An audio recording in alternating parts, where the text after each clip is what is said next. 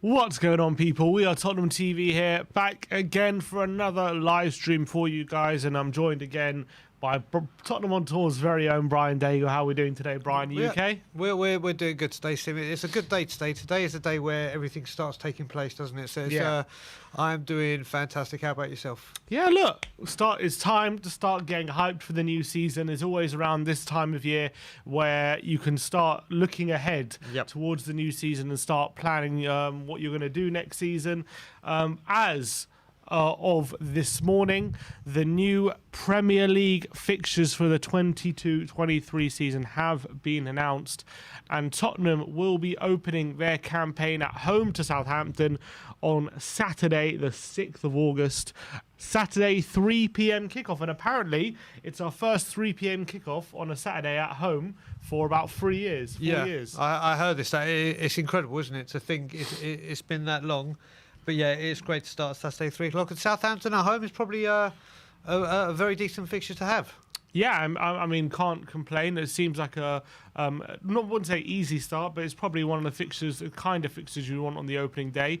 Other opening day fixtures, you have Arsenal taking on Crystal Palace on a Friday night at Selhurst Park. 3-0 to Palace. You have Man City taking on West Ham United on the Sunday.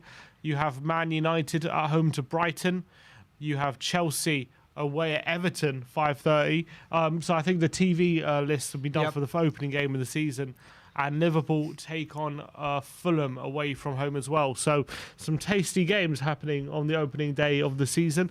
In terms of the Frank Lampard derby, haven't you? Everton-Chelsea. Everton-Chelsea, exactly. Opening day. In terms of how Tottenham's opening few games look, so obviously Southampton at home, then Chelsea away, Wolves at home, Forest away and West Ham away will complete our August fixtures. So a bit of a mixed bag probably for August, but some tough, two away London derbies mixed in with Forest, Wolves and Southampton.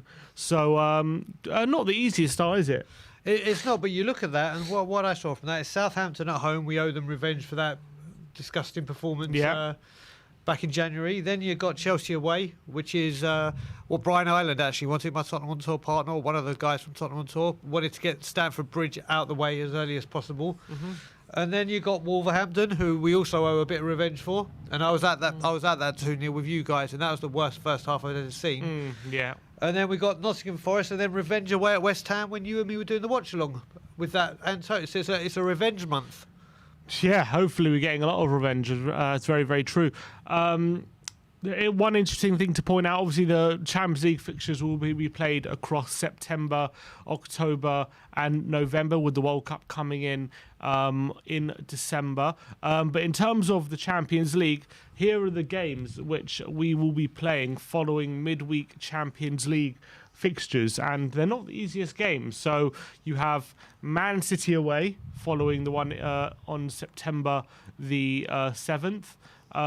Leicester at home, Arsenal away comes after an international game, Everton at home, Bournemouth away, and then Liverpool at home. So City, Leicester, Arsenal, Liverpool coming after midweek games. Then Sandstrees, and they're also going to have midweek games, but still not the easy fixtures, is it? No, I mean Leicester, I don't think have got made Europe, have they? So they'll have a clean run. True. But we've got Manchester City and Leicester, two games that you and me will remember very, very well from last season. You bet.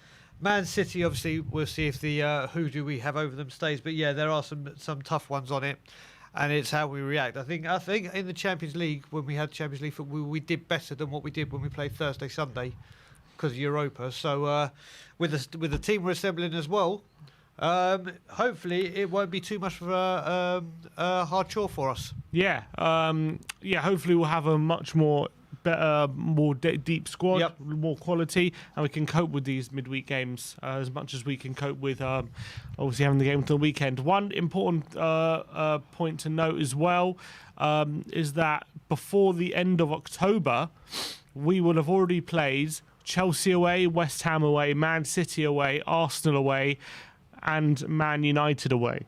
Yep. All before the end of October. So all those away games, those are probably 5 or 6 of the toughest away games, especially for Spurs. You know, Arsenal, West Ham, and Chelsea. London derbies away from home, they're always difficult fixtures. And then obviously Man City and Man United, two of the big Manchester clubs. Those 5 away games all being done and dusted by the end of October. So if we're in a good position by the end of October, that would be an unbelievable sign. It really will be. What I have liked about this fixture list on the brief glances I've had, there's not been one of those like patches where we have like 3 or 4 of the top ones or really, really tough games. There's a couple back to back, but like I said, getting those 5 away games out of the way by October, is fantastic for us. It's fantastic. If we're in and around the top 4 by October, with all those tough away games having been played, then that would be an unbelievable indication as to how serious we are this season about challenging for big things in the league. Obviously, it's going to be difficult to close the gap on Liverpool City, but that would, because to have all those teams come second half of the season to the Tottenham Hotspur Stadium, where we're very, very strong, and especially having 3 London derbies in the second half of the season all at home could be crucial. Could be very crucial. It could be, and with all the signings coming in, if that atmosphere that was getting generated from the Arsenal game onwards carries on, then obviously it's going to be a very, very intimidating place all season. And for those people to be coming in the second half of the season, the business end is a positive thing, isn't it? Yeah, definitely. Obviously, the World Cup is in starting in mid-November this season, as opposed to usually being in the summer. Obviously, that's been well covered. But in terms of the fixture list, at the moment, there's a report that this is set to be changed. But as things stand, it doesn't make for good reading, I would say, the fixture list. Because at the moment, Spurs play Leeds on the 12th of November at home. And 1 week later are going to the World Cup starts. So literally there's 1 week between the end of the Premier League and the start of the World Cup. And more unbelievably for me, the World Cup then lasts for a month up until the 17th of December. And then right now it says 17th of December will be the final of the World Cup. And 21st of December is the 4th round of the Carabao Cup. So 4 days after the World Cup final, the 4th round of the Carabao Cup is scheduled. That is ridiculous. That's ludicrous. Both those words are correct. And you'd think that might get moved, but it's a case of where they're going to find the time to do it. But I saw yesterday the Premier League have said they're going to cut down on the Christmas schedule, which looks right. It's just Christmas and Boxing Day and New Year's Eve, not the 28th and the 27th and everything in between. So You got to hope that Carabao Cup game gets moved because that's just ridiculous. Like you said, check there might something. On set, he said something been changed on the website. I don't know, but I think hopefully it gets changed because that is obviously ridiculous. In terms of key dates, Arsenal, the first North London derby will be where is it? I've just October the 1st. Rez is booking his ticket today to fly to Toronto for it. Yeah, for the North London derby. Yeah, yep. October 1st will be the first North London derby. That'll be at the Emirates. And then they come back to White Hart Lane on January the 14th. Hopefully in the new year. The other key dates, obviously Chelsea away, second game of the season. And then Chelsea at home will be 25th of February. One also quite interesting, I thought, interesting thing about the fixture list is our run-in, because the last 10 games of the season, we have 1, 2, 3, 4, 5, 6, 7, 8, 9. So we have I think it starts from 1, 2, 3, 4, 5, 6, 7, 8, 9. Starts from April. Yep. Starts beginning of April. We have Everton away, Brighton at home, Bournemouth at home, Newcastle away, United at home, Liverpool away, Palace at home, Villa away, Brentford at home, Leeds away. Not the worst running in the world from April onwards. Yep. So if we're really in with a shout of anything come the start of April, then that is a pretty good last 10 games to be going into. It is. I said I was on Bob Spurs show this morning, very briefly, and you look at that month of April, apart from the last 2 games, which obviously stand out a sore thumb, this is going to be the pressure month, where if we are going for top 3 or we are trying to push for, let's say, second in our wildest dreams or even the top, this is where I think the mentality of the squad is going to come in, because you look at that and you, like you said, that is quite a... You wouldn't say no to that running before. If someone said that to you yesterday, you would have taken it, wouldn't you? You got United and Liverpool in there, yeah, that's what I said at the end. But they're not like London derbies as well. They're not like pressure games in that sense. But yeah, I mean, it could be a very good run-in for us, those last 10 games. So, I mean, obviously, depending on how well other teams do, you might be looking at one of these teams later in the season thinking, oh, that's a really tough game. Yep. But I think the last 10 games looks fairly kind. So we obviously got a lot of tough games during the middle of February, probably looking like our toughest month, I would say, with Man City, Leicester, West Ham and Chelsea. And you've got the Carabao Cup final. And the Carabao... It says here the Carabao Cup semi-final will be in February, the second leg. And then the final will be the end of February. That's crazy. That. So if we're in the Carabao Cup, that will be a very, very difficult month. It will. Well, who knows if we strengthen in January as well? If we're really, really going for it, there could be new additions. So yeah, that does look like a very stressful month, doesn't it? 100%. And obviously October, the interesting thing about October is we could play up. We are going to be playing up to 9 games in October, which is a pretty jam-packed month of football. Yep. With 3 Champions League games and 6 Premier League games. So if this is an evidence of how much we're going to need the squad, I don't know what is. Yeah, not just that we need the squad, that we get them before pre-season, which it looks like we're doing, so they get up to Conte standards, ready for the season, not that little bit below and need a couple of months to get with an Antonio Conte training regime. But that looks like a blockbuster month, doesn't it? Yeah. Definitely, and obviously ending the season away at Leeds. I'm always a bit annoyed when we end the season away from home because you never know what's going to happen. You always want to end the season at home, but hopefully the league will be wrapped up by then, so it'll be okay. Exactly, and like I said, the last away game you went to for the last game of the season was a rather good one on your birthday. Wasn't too bad. 5-0 to Norwich, so let's hope we can repeat that. But do you know what? I only been to Leeds once. And it was when we got battered 4-1 in the FA Cup semi-final by Everton. Right. So I don't have very good memories of Ellen Road. Yeah, that's understandable. Obviously, we did win 4-0 last season at Ellen Road, but under Jesse March, maybe there'll be an improvement next season for Leeds, although looks like could be losing Rafinha. All right, so let's take one more last look at the fixture list before we wrap up this segment. So overall thoughts of I think it's a fairly good fixture list for Tottenham in terms of how spread out the big fixtures are. I think the run-in at the end of the season's fairly kind to us. But obviously the month of October and the World Cup are probably not the most ideal in terms of timings and stuff. Yep. But what do you think of the fixture list overall? I think it's fairly kind. I would say with the way, like you said, that there's not that big pile up of games in a short amount of time. I think it's one of the most favourable fixture programs we've been given. I mean, when it comes to the World Cup, every team's going to be affected by this around the world in every league. So it's not. We just hope no one gets an injury or anything like that. But yeah, looking forward to it. I'm very optimistic with this fixture list that we've been given. Definitely. So there you have it. The fixtures have been announced. Looking forward now to August the 6th, where Spurs will kick off their campaign against Southampton, hopefully with some lovely new signings. Correct. And let's talk about a potential new signing now, and that is Yves Bissouma, which obviously we all know about by now. We actually got the here we go from Fabrizio Romano last night. Maybe everyone was asleep during, when that happened, but he did give the here we go on Yves Bissouma, which is very, very exciting.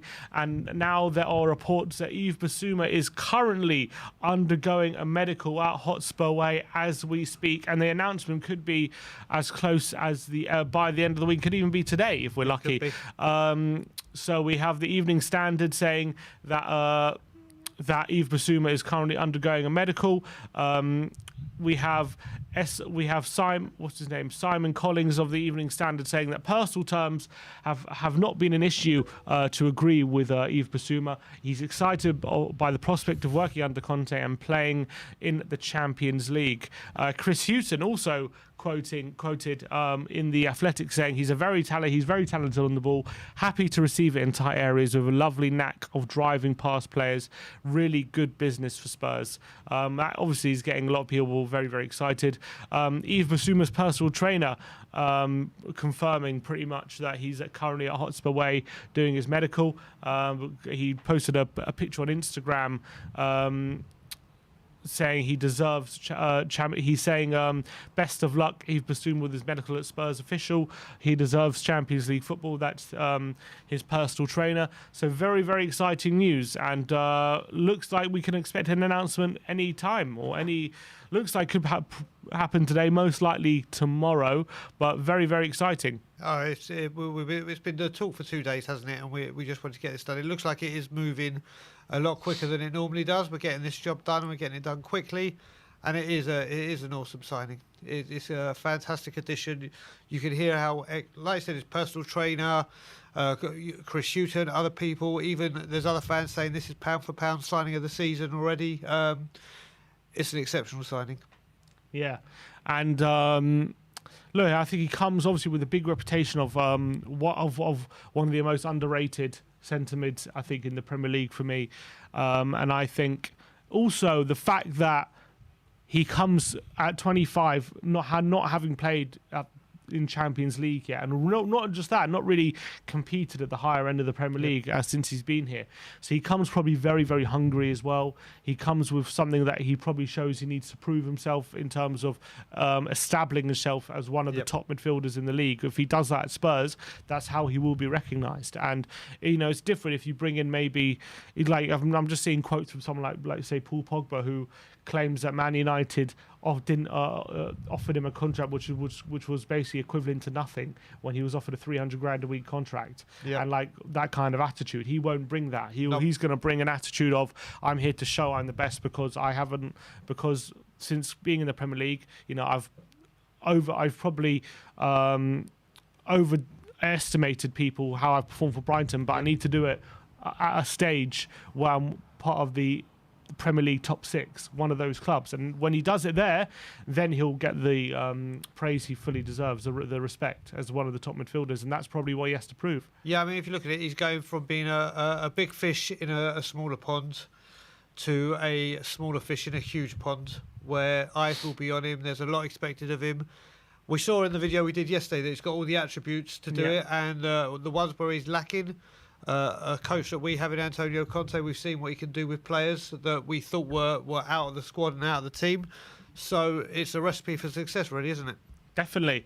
And I honestly, he's obviously got everyone very, very excited. I wonder if he'll take Harry Winks' number 8 shirt if Winks is to leave. Maybe we're waiting for Winks to go so we can announce him in the number 8 Maybe. shirt. That'll be very, very nice if he gets that. That'll be an indication of how we see him for next season. And yeah, I mean, it's going to be really interesting, the fight for those centre mid positions, won't it, next season with Bissouma coming in? Because we're obviously adding him to Bentancur, Skip and Højbjerg. Skip obviously coming back from injury for the pre-season, who I think is one of the best up-and-coming young English centre midfielders in the league. Then you've got Højbjerg and Bentancur, who are established right now as our starting two. So it's going to be interesting to see who he plays in which games and who he thinks is the best out of the lot, because those are 4 high-quality centre midfielders. And finally, you know, you look at those 4 options and you're thinking whether who comes in or who plays, there isn't too much of a drop-off in quality now in centre mid. No, not that. Not only that, but you think the 4 of them having all the quality they do have, it's going to make them raise their game even more to make sure they are on the starting. They do cross the white line on a Saturday or whatever day the game may be. So the competition for places is now going to be fierce. We've had it too long where when Aurier was there, he knew he was right back because we didn't have an equivalent, or when Skip or Winks got in the team because he knew that's over. Those days of just walking into the team because you are who you are over. Well, look at Højbjerg and Bentancur. We had no other option, did we? Exactly. Like in the second half of the season, it's like you have to play, and if you have a bad game, well, you still have to play. Exactly. Whereas now it's like you have a bad game. Well, then there's Skip and there's Bissouma. Exactly. And there's all these players waiting in the wings. So I think in terms of how we looking at our midfield options now, or like I would say you probably need a bit more variety, maybe add an Eriksen in there. But once you add that creative midfielder, we have some of the best options right now in the league. Obviously, Liverpool have like the likes of Fabinho and Keita and Henderson and Thiago, obviously very, very good technicians. City have Rodri, De Bruyne, Bernardo Silva. Like, we don't have players like in terms of on the ball quality like that, but off the ball we have some of the strongest, most physical centre mids you could ask for. And I think when Bissouma adds, he's going to add some technical quality as well on the ball. So I'm really excited about how our options going to next season in the centre mid. We just need to add maybe one more creative midfielder, and I'll be very happy. That's it. I think Eriksen or a creative midfielder is the final piece in the midfield jigsaw, isn't it? Yeah. That's the one key thing is lacking, that key killer pass, that vision, the skill to pull off a difficult pass or see the difficult pass is, I think, the one thing that is missing from this cocktail of midfielders that we are now getting in. And Eriksen looks like it's the number 1 target, isn't it? If he comes in, that midfield is as solid as they come. Yeah, I agree. And also gives us tactical flexibility as well. Can play with the 3 in the middle, can play with the 2 in the middle. And all those, what I like as well is all those midfielders, unlike when we had like Ndombele there or Lo Celso, where whenever they came in, it's always like question marks over their work rate, and they've all on their discipline in central midfield, and also how they always left it wide open, and it was always a big problem for us. But now, whoever we play there, you can trust that we're always going to be solid and we're always going to be difficult to break down, and no one's going to be letting the team down with any of those options there. Well, the thing you got to remember as well, as we were talking with October with 9 games, at least now there is strength in depth. There is the chance for game management or squad rotation or resting a player. So that this is what we've been lacking for ages. As you were saying with Højbjerg and Bentancur, if they had a bad game, they still play. This will give us and Conte the opportunity to actually say, right, listen, this game's coming up. We need you for the Champions League. You're going to rest out on this game, or we're going to put you on the bench. So this midfield department is looking very, very exciting. 100%. So, look, Bissouma's currently at hospital undergoing a medical, so that's very, very exciting, and we'll give you any news that gets updated from the Bissouma medical. More on that transfer as well. The Evening Standard have reported that Spurs want 3 more transfers after the Bissouma signing. Obviously, we've been been told as well he wants 4 more, and by other people, and some people say 5 more. But Evening Standard saying 3 more, and they're saying he wants another centre back, he wants a right wing back, and he wants a creative midfielder. Obviously, Jed Spence looks like that could be progressing any day now. The creative midfielder, it looks like we're either after Eriksen, or if he does go to Man United, we could be looking at Lucas Paqueta from Lyon. So those are a couple options. Then that leaves a centre back, and obviously if Bastoni, we don't believe that's fully dead. That's one that could drag on for a bit. Otherwise, maybe go for a Pau Torres. But definitely, those are the options that we're looking at. Centre back, a right wing back. What did I say? And a forward. And a forward as well. I think the creative midfielder, I think we're already adding as in done deal. So I think Eriksen will get done. You reckon? I reckon it will. I think the only problem is that Man U. Sorry, well, you know what? The report actually didn't say creative midfielder. It said centre back, wing back, and forward. Yeah, that's what the report said. So it could be Spence, Bastoni, Richarlison, which are the 3 big.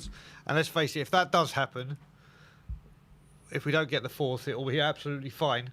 I would like a little bit of creativity as well. So I think we probably should be looking at 4 more, I would say, because I do think we need that creative midfielder. I do think we obviously need a wing back and a centre back, and I think we need a forward as well. We need all of those. Like I said to you earlier, to really complete the squad. I still think it is 4. I think it's 3 and 1 where we're going to play about and have like a typical Daniel Levy deadline day drama one, which if he gets those other 3 in, fine, absolutely fine. Do what you want to do. But we'll have to wait and see. I still think it's going to be 4.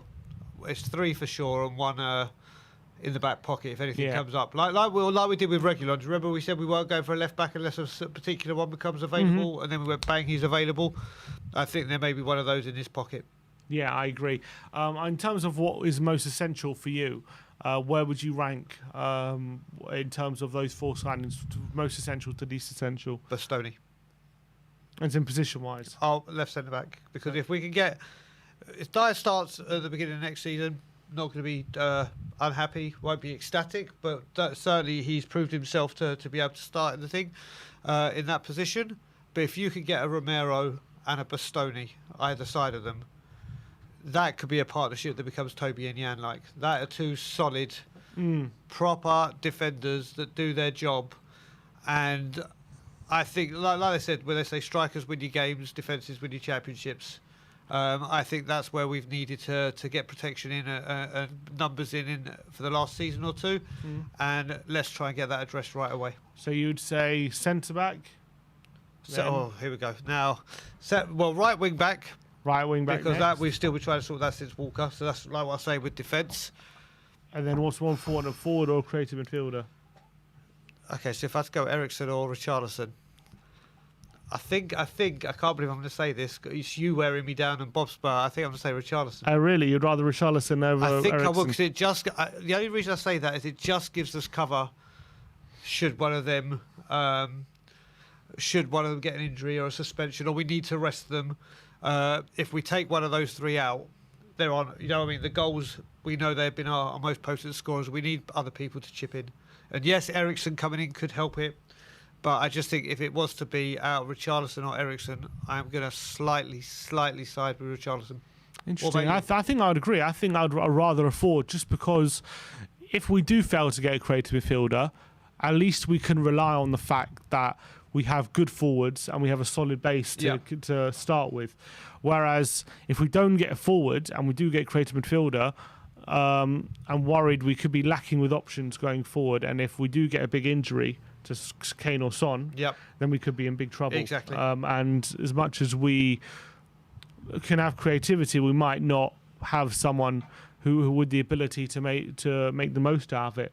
So obviously, in a perfect world, I want both, and I'm hoping we're pushing for both. I do think a forward's probably a bit more important to me than a creative midfielder, but I think we do need that bit of creativity to help the team solve some problems when we encounter them. Because sometimes we do come up against teams who know how to play against us, and it becomes very, very difficult to counteract that without the required either creativity or dribbling ability, which we sometimes lack. Yep. So I mean, the only thing I will say, look how potent those 3 were up top last season without a creative midfielder.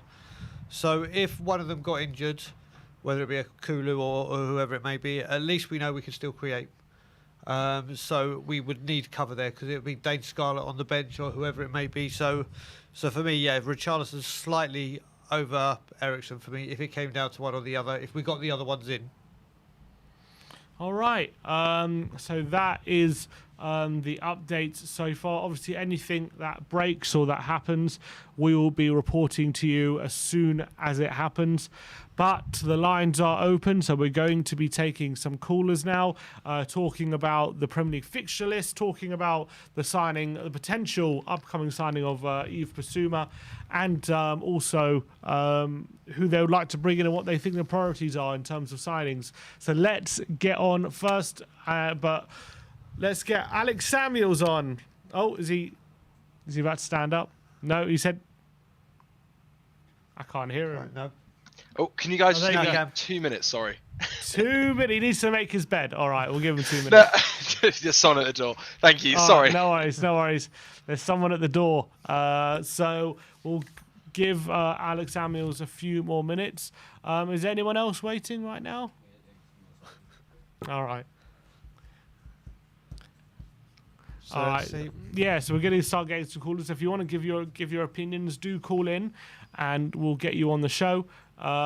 Just bear with. We're going to get our next guest on as we speak, and it is the one, the only, KPV. It's me. It's KPV.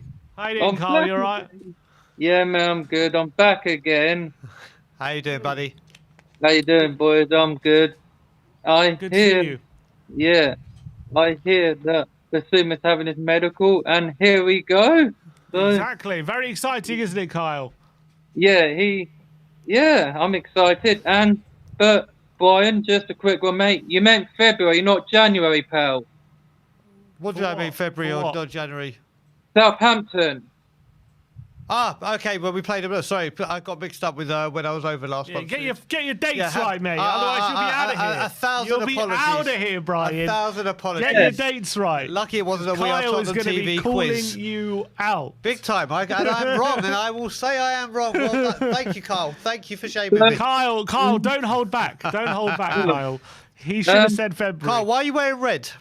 It's Monday Night War, mate. It's a Monday Night War t-shirt, WE t-shirt. There's no blue ones, ain't there? Hold up a sec. Hold up. Brian's getting his own back now. Yeah. Like, also, my dad's birthday's on the 1st of October, so why do we have to play Arsenal away every time the season starts? We go away first, not home. Come on, man. Good. I want him away. Yeah, But, get you it know, out we of the way. ain't scared. We ain't scared, unlike them, Kyle. We No, ain't like, scared, unlike them. They'll We run need away. revenge. We want revenge at the Emirates because the last time we won there was when we had Van der Vaart. We won 3-2. So, and it's time to beat them. But Southampton at home, like, I'll happily take. But revenge, mate. I want revenge. Like, Carl Walker-Peters thanked us for the standing ovation we gave him. No probs, but revenge is coming. Ralph Hasenhuttl. You got Definitely. lucky this time, but the fixtures are quite good. And as you said, 9 games in October, but 2 London derbies, going to be shocking away. And yeah, like Nottingham Forest for the first time this season is going to be brilliant. We're winning the league. And I said yesterday, Brian, if we win all 4, then this has to be the best Spurs team of all time. I might have to do that's Premier League team of all time if we win all 4, I think. 100%. Carl, what's your thoughts on getting Chelsea out the way, first away game of the season? You happy with an away game like that straight away, or you'd rather something else? I'm happy with that, as Brian Ireland said, because, like, they always seem to beat us every time we play them at the Bridge. Like, yeah, like, the last time we won there was obviously on April Fool's Day 2018. I know, Sim, you were at that game when Ericsson scored that thunderbolt. So if Ericsson does come back, he always scores against them at the Bridge. True. He done it with Brentford. So I think that's going to be, 4 goals against them, because 3 already, but 4. But yeah, I just want to beat them, and I can't stand these lot. I can't stand them. Damn right. I can't stand these lot, man. I just want to beat them. Yeah, I think we all do. Yep. Brian Bissouma having a medical today. Not Brian. Yes, Kyle. I know this. I was speaking when Brian. you broke it. Kyle, Bissouma's having a medical today. Very exciting news, isn't it? Yeah, exciting news. And yeah, I see Spurs. We want 3 more before pre-season. Like, I don't. Who do you want? Who would I want? Yeah. Bastoni, as I said. I know Brian said it. I'm sticking with Bastoni. And yeah, Bastoni would be nice. I know he said he didn't want to come, but that's not off the table yet. It's not actually off. He wants to stay, but I know into one. Bremer, is it? They want Bremer and they want Lukaku. Lukaku. Like, apparently Conte wants to pair Kane and Lukaku together. Are you having a I'm not laugh? sure. No, I don't know about Are you having a laugh, Conte? Why would you want a Chelsea reject who's going back to Inter, who's been shocking at Chelsea, better at Inter, mate? So, no thanks. But I think, nah. All right. Kyle, great to speak to you as always, mate. Good to see you. Yeah. Good to see you shortly. Yeah, all right. And as always, back Conte. Damn right. Conte. Damn right. Damn right. All right. That was the one and only KPV. Now let's see if we can get Alex Samuels back on. I think he's ready. He's answered the door. He's got his Amazon package. What was it? Subway. Subway. Delivery. Oh, Delivery. Yeah. see. So you're getting peckish bad in the back timing. end, are you? Yeah, no, I've got to do some work home today, so yeah. No, just bad timing. How you doing, Alex? What do you get in your Subway, by the way? What's in the What I get? Yeah. I'll talk you through the order, I guess. Yeah, come on. Well, we're I going got- to all judge you. You're being judged Right. in front of 1,000 Right. people, yeah. Yeah, that's fine. So I've got the foot-long chicken tikka with, I think, okay, this does sound a bit weird. Just hang on. Okay. Cucumber, olives, onion. So it's chicken tikka as the meat, and then chipotle Southwest and barbecue as sauce. Nice. Okay, sounds decent. And then I've got, I think it was a meal deal. I've got some nachos, a cookie. The nachos at Subway are not for me. They're not great. Not the best. They're not great. Yeah.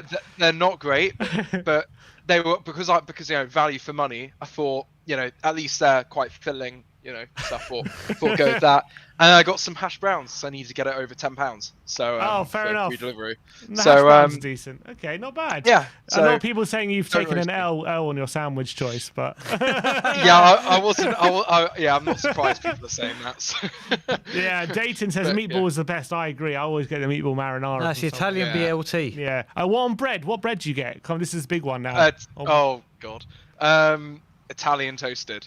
Italian. Okay, that's okay. Fine. I Yeah. usually get the herb and cheese. I normally get that one, or just the Italian, like Alex has got. Oh, thanks, Alex. Good to see you. Yeah, And, Yeah, good to see you. I'll see you guys next time. Up the Subway. No, but Alex, look. Fixtures were announced today. We start the season at Southampton at home, and it's quite evenly spaced out in terms of the big games and stuff, and we have quite a decent run in. What's your main takeaways from the fixture list, if you have any? I think it's quite. It could be harder. I think we have. I think it's February. It looks to be probably one of the toughest periods based on quality and potential Champions League matches. Then obviously you've got the October, which is probably going to be the most jam-packed. It's probably those 2 months which look to be kind of difficult. Beginning of the season, I'm fine with actually. I'm really okay with it. Starting off at home, get Chelsea away out the way immediately. Fine with that. And actually, if we get a really good result out of that game, it will just spur us on really well. So I think that's actually even if we lose it, it's not too much of a disaster. So yeah, as opposed to Chelsea games usually seem to be January from where I remember, or like mid-season generally. So especially the away game. So I'm really okay with that. And also better on that point. by the end of October, we're going to have played Chelsea, Arsenal, City, Man United, and West Ham all away from home. They'll all be out of the way by the end of October. So is that a good thing for you, or do you think that's maybe too many difficult games in that kind of time? Or because that's quite a lot of important away games getting done quite early on in the season. Yeah, I completely agree with you. It's never a bad thing to, when you get to that position. It was at the end of October and early November, and you've got all that out the way. The World Cup is coming along with a nice break. You'll then have a very good idea of where we are matched up to everyone else, especially because we would have played all of them. Conte said it. He wishes that we could have played Chelsea again near the end of the season, let alone after we're going to have all our signings come in. And we'll really see where we're going to be stacking up against. So yeah, I think that's a really, really good thing, and it will put us in good step. Adding to that as well, like I was saying, if we do well out of this little stint before the World Cup, and then we go into the January transfer market, knowing that these away games have been done, who knows what we could do in January? If it could be like, right, we've had all these tough London games and tricky fixtures away from home. Everyone's got to come to us. There's a real sense of optimism that at home we can beat anyone. So it could have a huge impact on whatever happens in January as well. Yeah, potentially. In terms of the World Cup, though, as things are currently scheduled, the Carabao Cup 4th round is scheduled 4 days after the final of the World Cup. That's ridiculous, isn't it? I mean, how are they expecting this fixture list to cope with that on the players? Yeah, I mean, I'm sure all the Premier League managers will be thinking the same thing, especially the top 6 who are going to have the most amount of players at the World Cup. Mm-hmm. It's ridiculous, isn't it? How they've done this, and I'm sure they'll, things will move around, but those cup dates will probably quite set, to be honest. And so, yeah, it's like they're asking for us not to take the Carabao Cup seriously. Basically, they haven't done themselves any favors, have they? The EFL. So, if they don't want to take it seriously, then put them there. Yeah. So I think it's exactly. Ridiculous. and yeah. I mean, the World Cup's starting just 1 week after we play Leeds as well. That's bad enough. But to have a game 4 days after final, considering they usually after an international tournament like that, there's a good month break the players usually have before restarting with. Yeah. This World Cup mid-season, I think it's going to be it's got all the ingredients to be an absolute disaster for the players and injuries and all these things. And who knows how it's going to affect the season? Yeah, 100%. I mean, I've been researching this World Cup for the past year, to be honest. 2 years maybe, for uni and stuff like that, and doing all sorts of research on it, interviews, and it's always seemed like a disaster waiting to happen. Not just in terms of the footballing side, but so many different angles. I just can't believe it. And we just criticise having the Carabao Cup rounds very close to it. In fairness, what else can they do? Yeah. It's not their fault that this I don't like to use Qatar does deserve, countries deserve to host World Cups, but it's just that it is so difficult putting it slap bang in the middle of the season, and how it has such a huge knock-on effect. What you just said, injuries and just time between matches is going to be so small. It's not the FA or the Premier League's fault, or the EFL, but come on, maybe just even add a week onto the end of the season at the other end.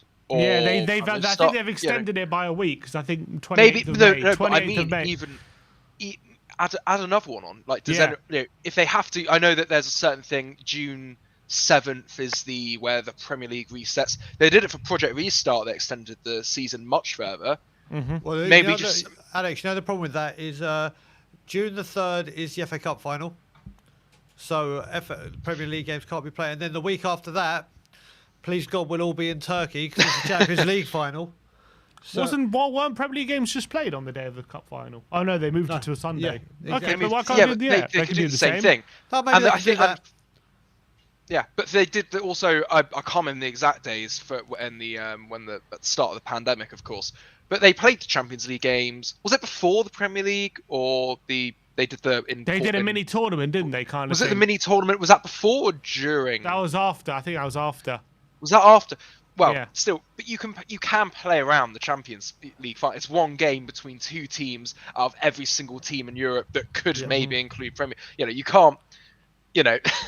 So for me, I understand the difficulties they're under, but still there are things that Carabao Cup round just seems a disaster. Ridiculous. To be honest. Yeah, it's ridiculous. Yeah, exactly. And then we come to March and there's another international break. I mean, it's ridiculous. Yeah. I mean, Why? Why? Exactly. Yeah, exactly. Yeah, and that's just find creative solutions. I think that's all anyone really wants. If they have to get rid of one round of internationals, so be it. That. Yeah. Don't be so rigid in the structures that are already in place. If it says that we have to have X number of international rounds per season, change the rules. Just change the rules, because this is going to be such an abnormal season that you've got to have some other abnormalities to equate for that. So talking about that, do you think maybe this season more than ever, it's more important to have as big a squad with as much depth as possible, given all these circumstances? Well, of course. I mean, that brings us nicely on to today's hot news, of course, about Bissouma, doesn't it? Definitely, 100%. It's interesting. Of course, everyone knows we need a bigger squad, and probably, Man City are probably prepared for having a big squad. Liverpool are, and probably actually a lot of clubs have decently sized squads who are going to be competing in the Champions League. But of course, when you compare us to, a team who we might be hoping to overtake this season, like Chelsea, for example, with all their uncertainties around them, you might hope we could leapfrog them. Our squad is nowhere near we have world class players, we know we do, but just the bodies, and not just decent bodies in the squad that can fill in when we need them to, and not feel like they're a liability, is all we're really asking. And Bissouma, he's a very good start. I do have some concerns about Bissouma. I do. What, in terms of on the pitch concerns or other stuff? Basically, a couple of months ago, I was talking to someone who, how do I put this, very high up at Brighton, who knows Bissouma quite well. This isn't to do with any of the very controversial stuff off the pitch, which okay, fine. There's nothing to do with that. Don't worry. I'm not gonna start talking about that. Because journalism rules and all that, isn't it? Of course. Yeah. So basically, what this person said to me was that if they received this was probably about 4 or 5 months ago, if they received a bid for Bissouma in the region of 50 million, they'd instantly take it. At the time, and that was probably near before or after the January window or something like that, which is probably that's not really a surprise to anyone watching. What was a surprise to me was when this person said about Bissouma, they'd be quite happy to let Bissouma go because he does have some attitude problems. Really? Yeah. This person is very, very reliable. Who I was speaking to, he does, and it did concern me when I was hearing it at the time. But do you think is it a case of maybe he thinks he should be a better club, that kind of attitude, or is it possibly? Because there are two types of things. Sometimes I feel like there are players like, I don't know any example, but sometimes there are players who maybe don't take the job training too seriously and stuff, and obviously they're very talented, so they get away with it on the pitch a lot of the time. But sometimes that can be an attitude problem where they're not trying their hardest, and they like how Mourinho feels at Ndombele. He's always got more to give, that kind of stuff. Yeah, and that kind of attitude problem, or is it an attitude problem like how like when a player outgrows a club, he can start feeling like I'm too big for this club and I need to get out of here and I need to be playing Champions League football. Like, was it that? Because those are two type of problems you can have. I think it is more the second one. From what so, I did hear one thing, which was that I don't know if it was once or a couple of times he's fallen asleep in team meetings. Oh, really? At Brighton. Yeah. I have. Yeah, there were. That's what I've heard. That's what I've heard.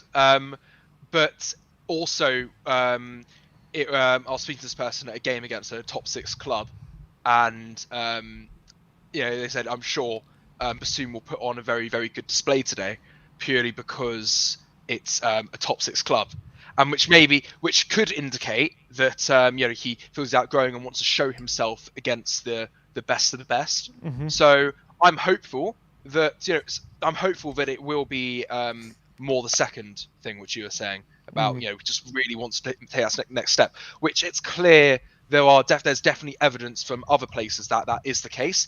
People talking about, he's so happy he's going to a Champions League club now, and it just shows how important getting the Champions League was, may I add. Mm-hmm. Definitely, at the end of the season. Agree with that. But yeah, I just thought I'd mention that. Just it could pop up.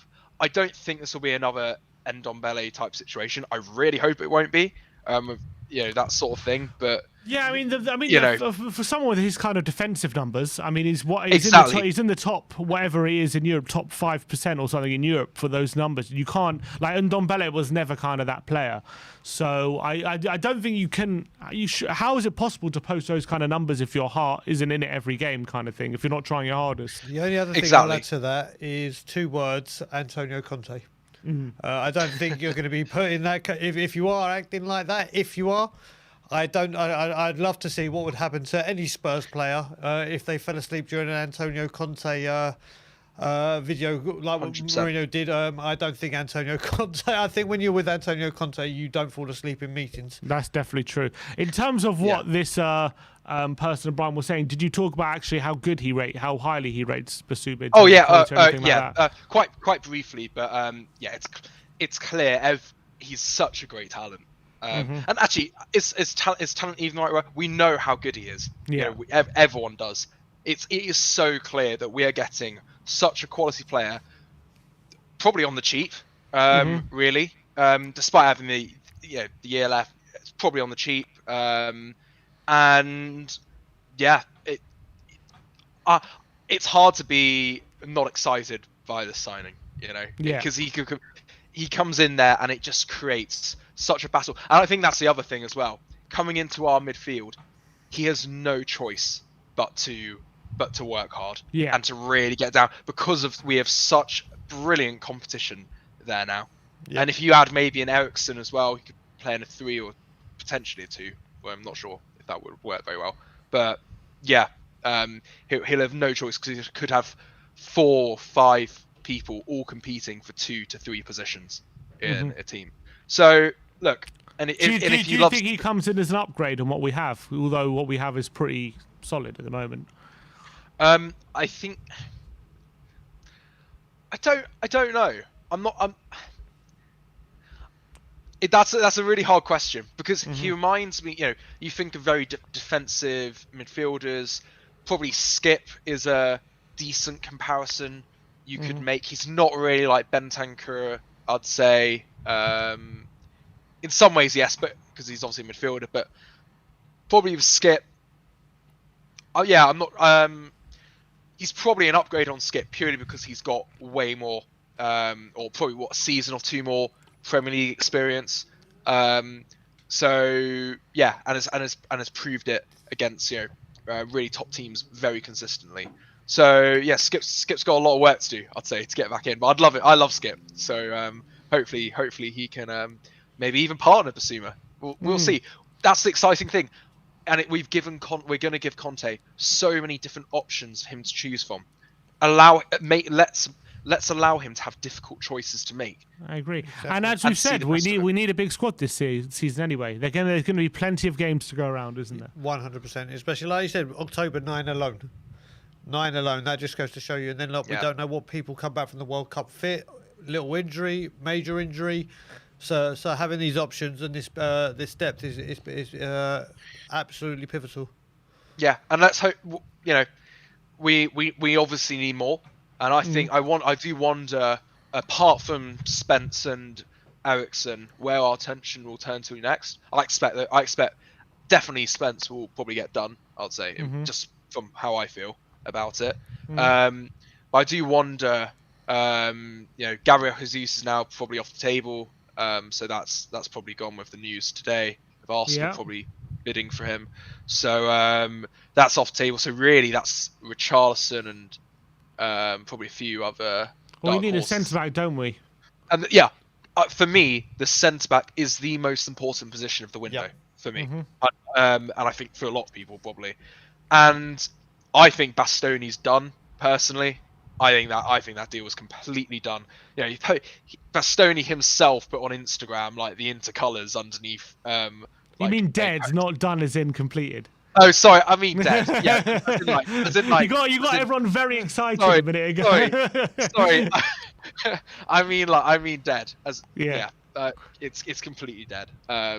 So I'm sure Tottenham have moved on from that. Paratici's already working down through that list.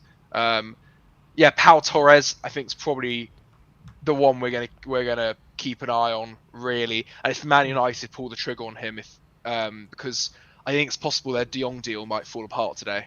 You reckon? Yeah, because there's the thing with Barcelona are going to get a cash injection. Oh right, if that happens, it definitely will fall apart. Yep. Yeah, so that's definitely a possibility, and then they'll obviously turn to their other targets, which we know for a fact includes Pau Torres. So I'll be interested to see if there's any movement on that very quickly coming up. So that's definitely one to keep an eye on.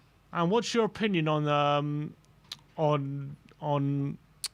Richarlison? There's been a split opinion a lot in terms of people saying he's too expensive. I'm in the camp of I think he'd be a brilliant signing, and I think he would actually plug a couple of gaps for us, and does have the potential to be a bit of a star if given the right conditions. But some people say that's way too much money for someone of his quality. Where do you stand on that potential deal? It's definitely an interesting one, as everyone knows. I think that the position we're trying to fill is very specific, isn't it? You can't convince a top player to come to Tottenham purely because of Harry Kane, and we all know that. You have to say, yep, we can fit you. We know you have got really good pedigree on either side of Kane, so on the wing. So that's how you have to sell the move, and Richarlison fits that profile very well, and that's quite rare for a player. So you're going to have to end up paying big money, and I don't know of a lot of players who fit that similar profile available for what would we be willing to spend 30-40 million to sit on the bench. They're saying up to 50, but maybe if you had a player in or something. And I mean anyone like below that. Oh, I see. Yeah, I agree with you. I can't name a lot of players. Osimhen would be one, but he's more than Richarlison probably. So, and then you're looking quite far down the list of quality. And someone who, because there's going to be so many games, they are going to be getting quite regular game time on the wing or maybe up front, and you still need that good quality. So Richarlison, we have money. Everyone knows we have money to spend. Winks will be a key part of that deal, I'm sure, if it goes much further. And I would pull the trigger on it, but not for the fee that Everton are clearly dreaming of. What you got to remember with this, you talk about Winks as well.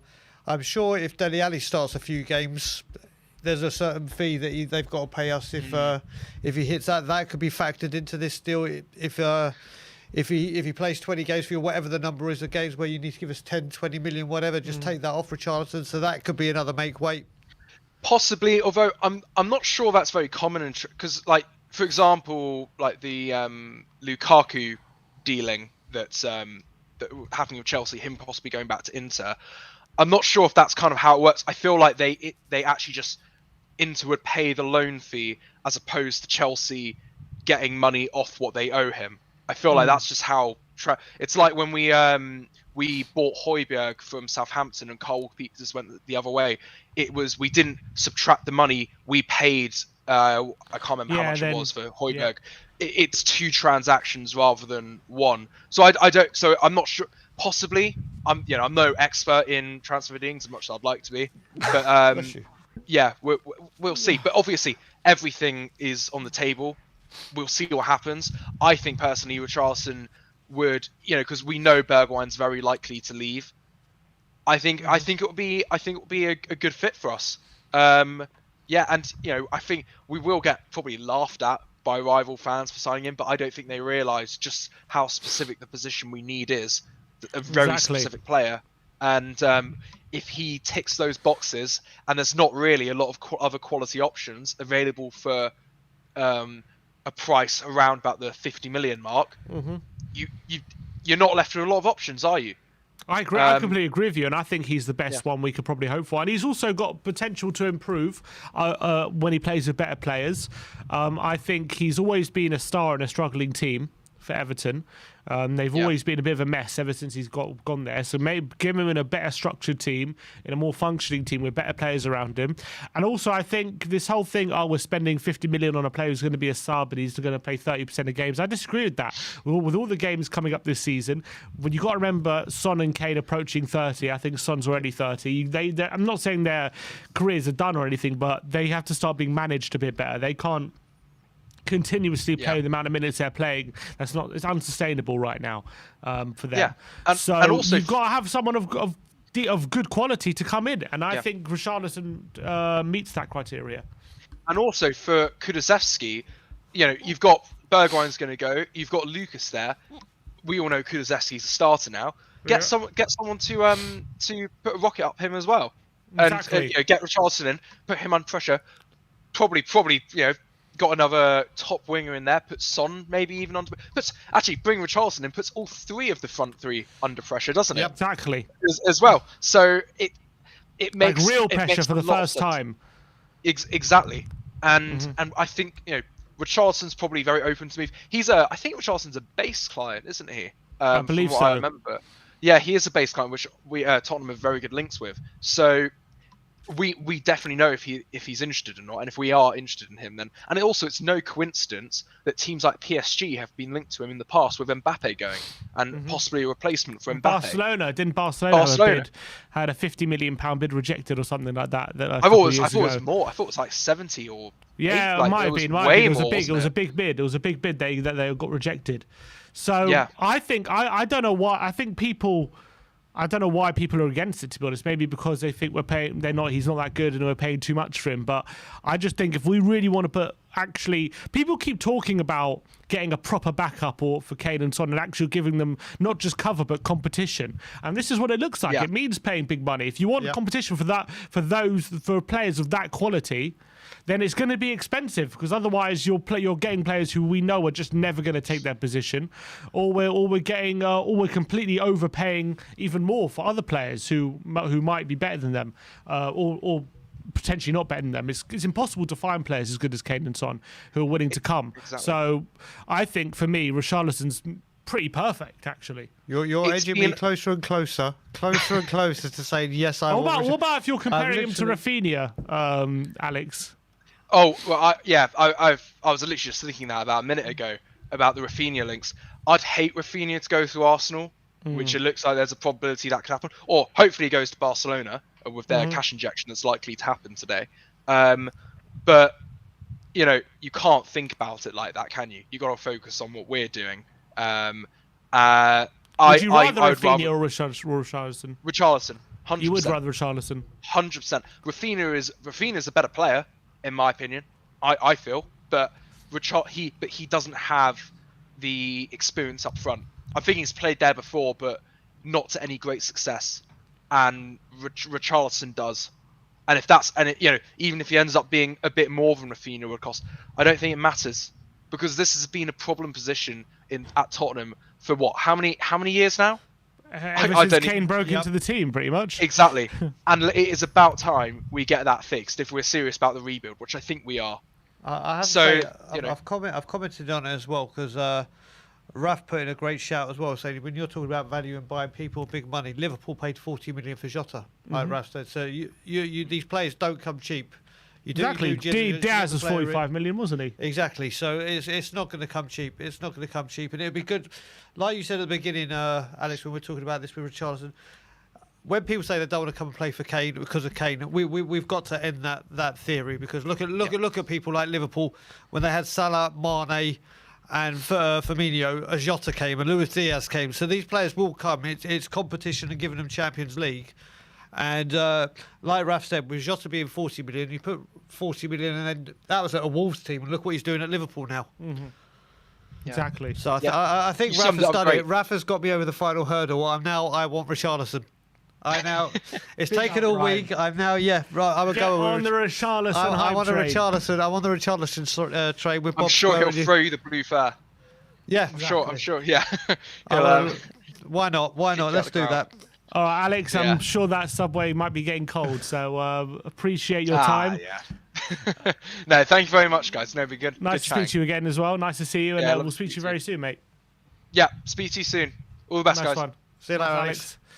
All right, that was Alex Samuels. All right, I think there's no more callers. There's a super chat here from Luke Diamond. He says his work rate and attitude during the game is excellent, and that's the most important part for me. As long as he's at it when the whistle goes, I don't care. I'm just talking about Bissouma.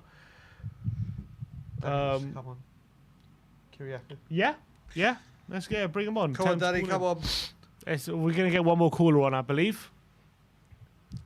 Give it a but do you agree with Luke Diamond? He says when they're talking about Bissouma, he says his work rate and attitude during the game is excellent, and that's the most important part for me. As long as he's at it when the whistle goes, I don't care. Sorry, say that again. In terms of Bissouma, yep. He says he's basically saying as long as he's doing his best during the game, he doesn't really care about his general attitude. That's what he's saying. Like we were saying about it before. When you look at it, that's not Kyriakou, is it? No, it's not. No. But yeah, so I don't know why it looked like that. There's surely no bun upside down. But yeah, listen, Antonio Conte is the one thing I have to say about it. When he comes and gets you know from what Alex was saying, what Bissouma may have been doing with Brighton. And Antonio Conte is not going to stand for that, and he will know very, very quickly that this is not the way things get done under Antonio Conte. So, like we said, on the pitch, we know what we're getting. We know what we're getting. Let's see some other comments. Someone, who was that? Sebas28 says, Callum Wilson has better stats than Richarlison. Would you consider Callum Wilson? Do you know what? I loved him at Bournemouth. I loved him at Bournemouth. And at one point before he went to Newcastle, when we were linked with him, I wouldn't have minded him. But that was he still under Poch? I think we're still under Poch, and I thought he would do well as an understudy, as a backup. I'd rather him than Vincent Janssen, put it that way. But now with Conte, I don't know if he fits, and he can get. He's had a couple of bad injuries, hasn't he? So he could be out for quite a bit of time. So at least with Richarlison, the one thing he can say is his injury record hasn't been horrific.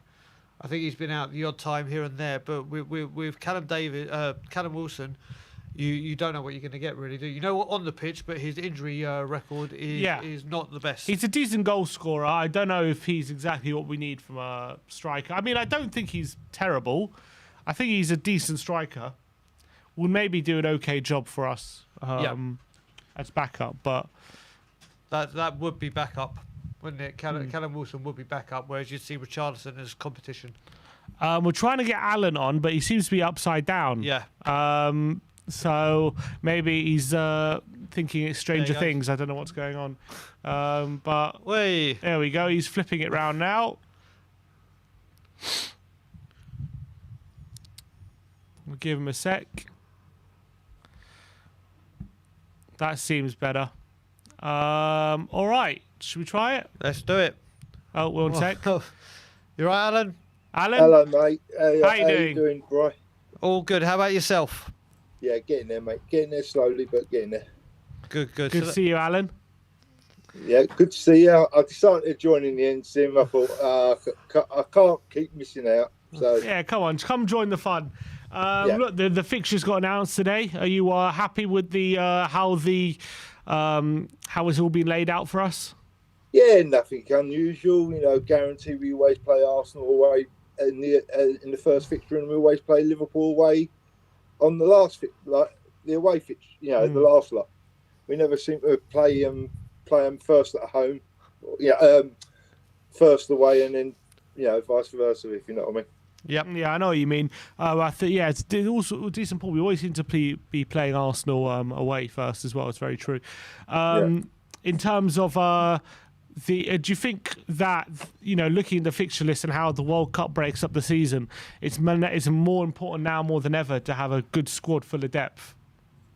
Oh, definitely, and especially with the 5 subs now. Yeah, the 5 sub rule is going to be playing a very, very big part. I mean, I think. Hello, am I still there? Yeah, you're still there. I think originally, if like they'd kept us 3 subs, I don't think we'd have made so much progress in the window. I think we'd have mostly only signed 4 players, top whack. But I don't think Levy's got any chance now. He has to go and get them all because the World Cup, 5 subs, fixtures crammed in. I mean, what was it? An extra.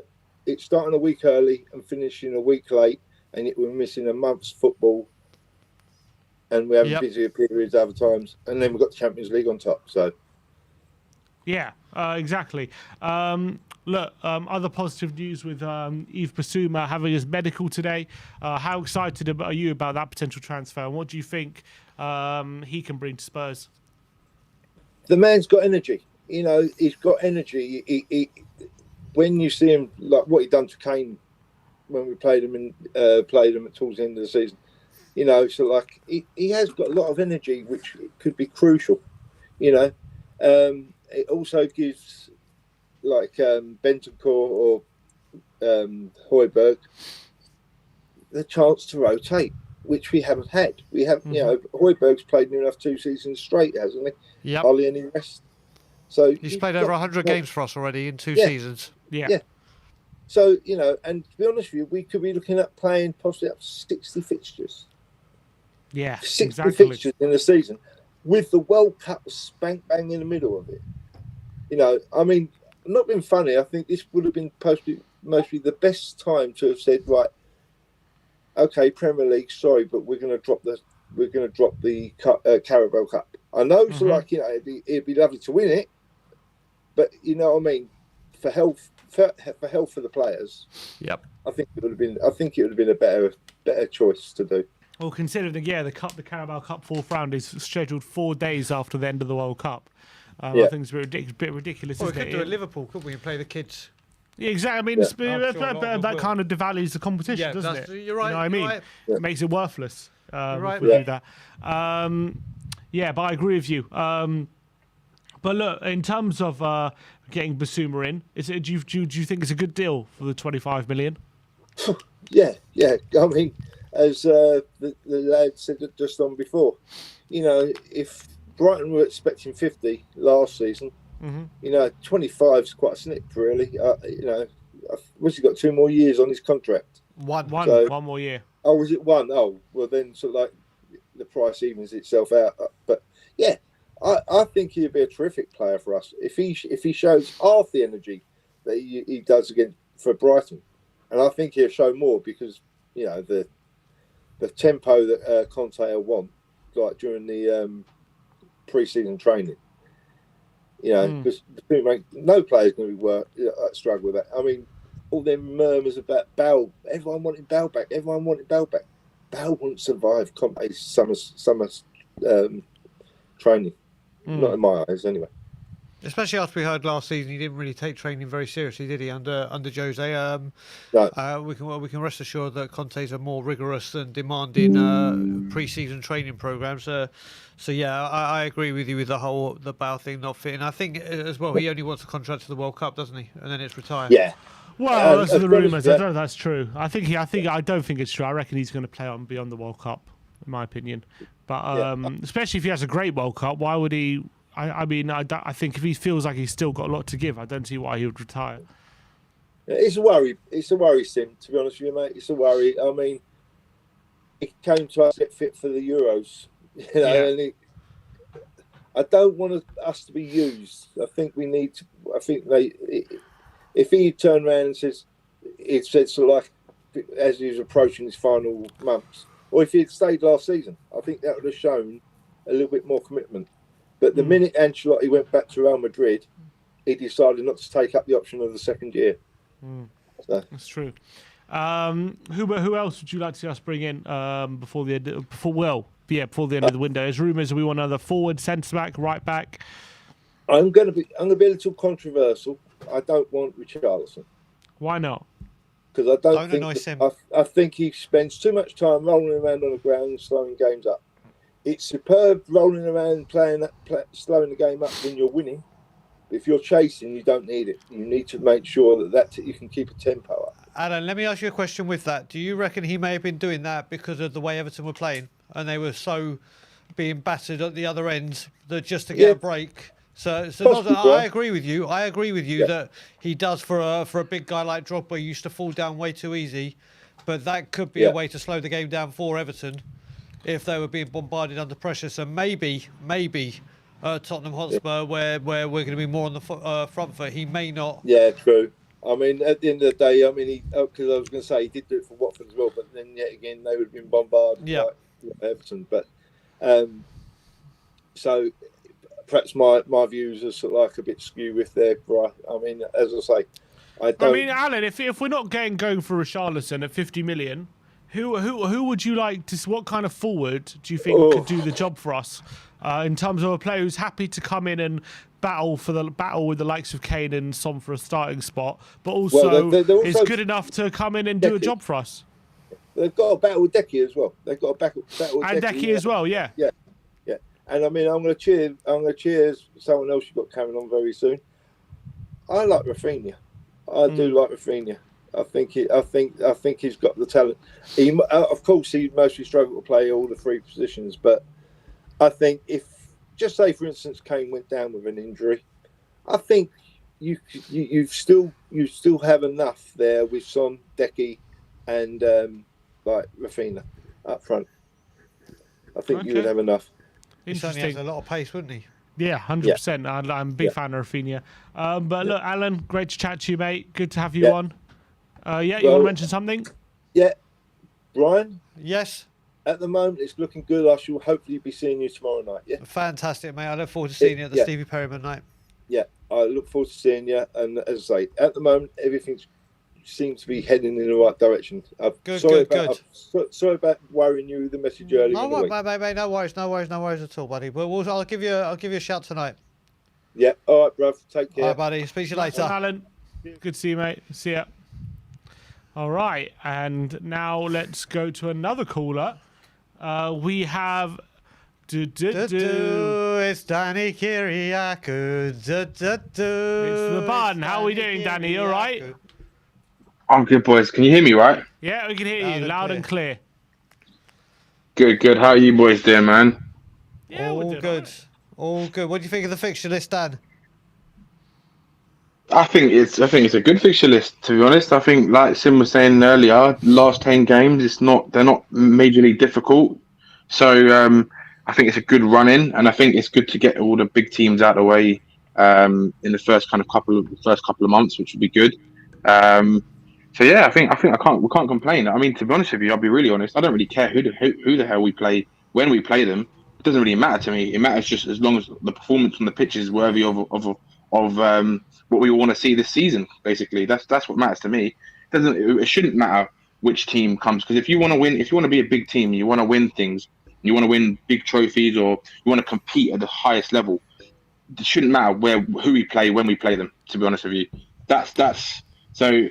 But let me ask you this, Danny. Yeah, let me ask you this, Danny. We play 5 big away games before the end of October: West Ham, United, City, Chelsea, and Arsenal. All being played before the end of October, so getting a lot of big games out the way quite early on in the season. What kind of effect do you think that could potentially have? Is also, all getting them all out of the way before the World Cup starts as well. Do you think that's good? That's a positive, or how do you see that situation? Yeah, I think it's definitely a positive, man. You have to look at it because as much as I don't care when we play teams, because it shouldn't really matter. It is a benefit because at least that way that if you've got the squad fit before the season starts and hopefully there's no injuries in the first couple of months, then it gives us a good chance to get them out of the way, get a result if possible, and then at least that way you don't have to kind of worry as much as, oh look, we've got to play Chelsea, Man United, still Arsenal away, or whoever it is.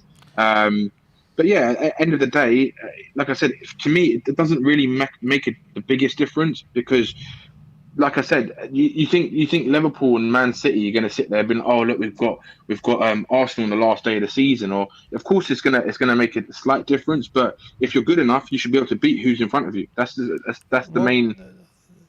Danny, I was just about to say that because obviously we played Man City first game of the season last season. Everyone was like, it's great to play them because they don't get into their rhythm, they don't do this. And with those big teams, are you just as happy as our partner in crime, Brian Ireland, with having Chelsea away for first game of the season with the turmoil? I think that's brilliant. I sit next to a Chelsea fan, my client at the moment, right? And he was like, "Oh yeah, I'm going to try and get tickets to that." And I was absolutely buzzing that we've got Chelsea. I was giving it to him. I said, "I'm going to try and get tickets as well when I go because I think we're going to have a Conte masterclass, mate, on that game. I think Bissouma's going to show his real ability in that game. My opinion, anyway. I think as soon as we get him signed, he's going to have a Bissouma masterclass that game, man of the match performance." And talking to Bissouma, I have to say with you, this is the head of the Bissouma fan club. Here we are. He Number is one. Honestly, Oh, and we were on a stream talking about it the day before, and we were on Sean Butler's show, and we were saying, what midfielder there? James Ward-Prowse, he's Bissouma. What other midfielders were there? We had it, but there were another few Premier League midfielders, and who'd you have in? And Danny straight away was like Bissouma 1, Bissouma 2, Bissouma 3, Bissouma 4. You're a huge fan of his, aren't you? Mate, I've been calling out for Bissouma since he got to the Premier League and I started watching him play football. The guy is he's got so much ability. And I know Alex was saying before about some of the things about his attitude. I mean, you can see his kind of personality, how he is. But if you actually listen to his interviews and you read what he says, he wants this guy, he actually cares about his career in football and he wants to be as best as he can. He really values himself quite highly as well. It's a slight kind of arrogance, but in a good way. It's not a bad kind of arrogance. And I think for someone who's kind of, there's reports saying that he wants to come and play for Conte. For me, I've been saying that Conte's going to take him from this level to like the next level. He's going to take him to that, I think, elite level midfielder. And I think he's the perfect person to have as a coach. I can't see anyone better to coach him, to take him to that next level. And I think being in a team around some of the players that he's going to be playing with, like your Romeros, your Kane, your Sons, your Kulus, your Lloris, and whoever else we may sign, and your Højbjergs, I think it's only going to make him better. And I'm just so excited to see him for the price that we've got him for that little. I mean, that is a complete no-brainer. I was speaking to some other fans yesterday, and I spoke to my sister's fiance, and he's a Chelsea fan as well. When I told him, he actually didn't even know that we were going in for him, and he could not believe it because he's like saying he's one of his favourite midfielders in the Premier League. So I mean, yeah, it's a brilliant deal, and I'm just excited. And I think we're not done yet. I think there's still. I've seen a lot of people on YouTube, Twitter, and thinking that, oh, if we get Bissouma, we might get Eriksen on free, and that's it. To me, I think if Eriksen comes, I think that's just one piece of the puzzle. I think there's another one to come in, because you have to think, right? If you remember what Conte said last season, when we got rid of Lo Celso, Dele Alli, and Ndombele in January, right?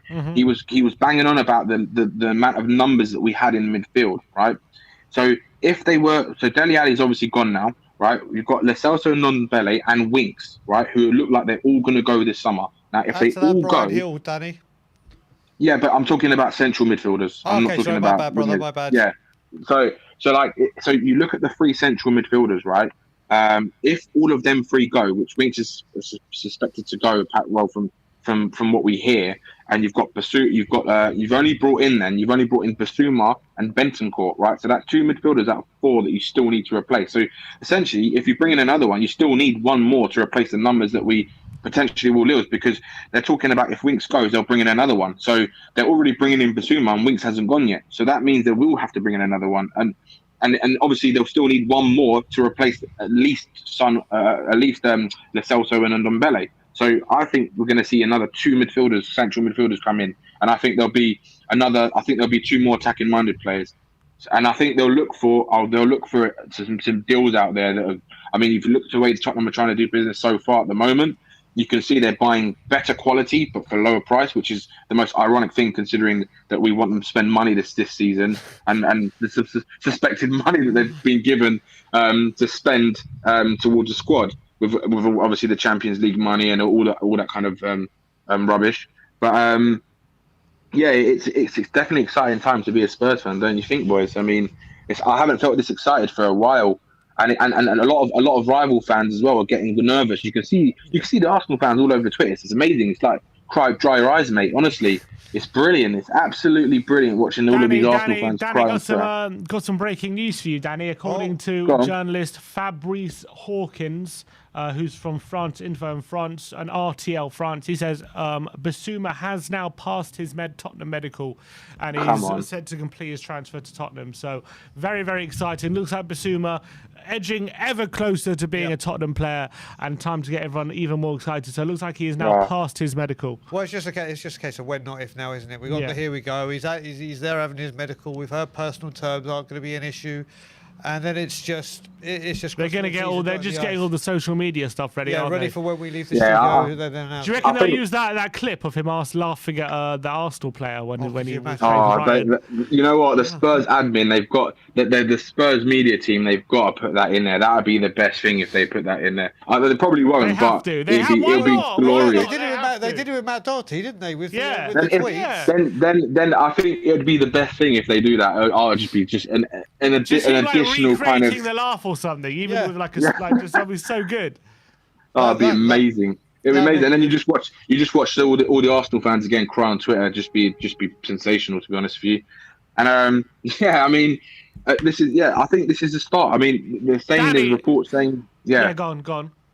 No, go on, Tim. I was going to say, now if with Bissouma looking like he's going to be another Spurs player, with him, Skip, Bentancur and Højbjerg, how highly do you rate our midfield options now compared to our rivals? And before you answer that, Dave, just to add on top of it, who is your, once you've answered Simeon's question, my bit would be end it off with who is your dream, if it's a 2, who is your dream partnership and why?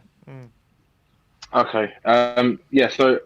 So in terms of our rivals, it definitely strengthens what we have, because we lost Skip for half a season, and we know we can't put too much pressure on Skip because he is still in his progression. He's not like this elite midfielder. He's a good midfielder. He's not an amazing midfielder because he's still got a lot to learn. But what he does offer us is Conte obviously likes it. But to have him as an addition to what we've already got and what we're about to get, it's brilliant. It's still not there yet because we are lacking. For my personal opinion, I will only compare us to those top teams until we get 2 more attacking midfielders of a high level. So we go and get an Eriksen in, right? Mm-hmm. Then I think we need one more, because you have to remember, if Eriksen gets injured, for example, just for example, then we're gonna lose that attacking midfielder again, and we're gonna lose that creativity in the midfield and another option to change a game when we're struggling with a team who are playing with a low block. So for me, there's reports that Sabitzer, I know we were talking about Sabitzer years ago, but Sabitzer they want to sell him, and he's going for a cheap fee apparently. So that's a kind of deal I'm thinking of. Tottenham might revisit because it's a cheap deal. He's a quality player. He can give you a lot. He's a Conte type player in terms of he's a workaholic. He's a long shot taker. He's a free set piece specialist. So he's got everything in him. He assists as well. So for me, if I was sitting in that boardroom, I'd be saying, go and get me Eriksen and Sabitzer right now. And then I would say we have a very, very top midfield with the options that we have right now. because it's still my biggest concern and fear and worry is the fact that if we have injuries, we still need a bit more. We ideally, look, honestly, we need about 8 to 10 players. We're not going to get that, but I think we're going to get 7 or so players. I think 8 maximum this season, and I say that because we're going to have to replace. They only will buy more players if we sell players who we need to replace. So, for example, if Emerson goes, I know they want to bring a right wing back, but if Sanchez goes or Rodon goes, they're going to need to get another centre back additionally to what they already want. So I think we're going to see more players than what people expect to see this summer. I think it's going to be a big summer for us in terms of who we're going to sign, and there's going to be a few surprises along the way as well. And I'm excited. I'm looking forward to it all. It's going to be brilliant. And I want to just touch on, because I know you guys have been having this Richarlison debate, right? So with Richarlison, right? I think out of Richarlison and Rafinha, I think Rafinha is the better player, right? He's definitely the better player. Now, I love Rafinha. I think if he came to Spurs, I would be joining Bob Spur with the Kleenex. To be honest with you, I know he'd be like that with Richarlison, but with Richarlison, my biggest thing is I know why people were preferring him. Some people were choosing him because obviously his versatility, and he's been in the Premier League a bit longer, and he can play as a striker.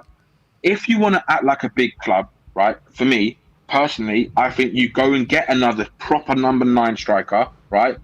And you go and get someone like a Rafinha, because Rafinha he can play on the left wing. I know he can't play up front as well, right, as Richarlison can, but he can play left wing and he can play right wing, so he would cover the wing position, right?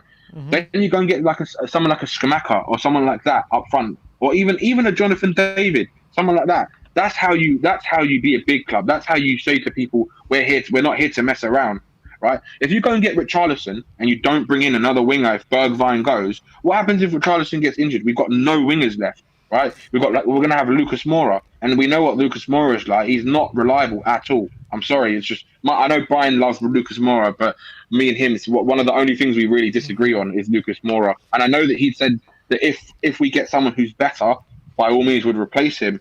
But I think if you get Richarlison on the basis that he's going to be our backup winger for both sides and our backup striker, if something happens to him and something happens to Kane, just God forbid at the same time, then we're screwed, right? But you go and get you go and get someone like a Rafinha who can play on the wings, and you have another striker as well. At least you have that the additional option, and then you could play you could have someone like Eriksen who could cover for the wing in the meantime or whatever. But Richarlison, look, Richarlison and Rafinha would both improve our teams, right? Both. I think you'd be deluded or you'll be in denial if you think that both of those players won't improve our squad.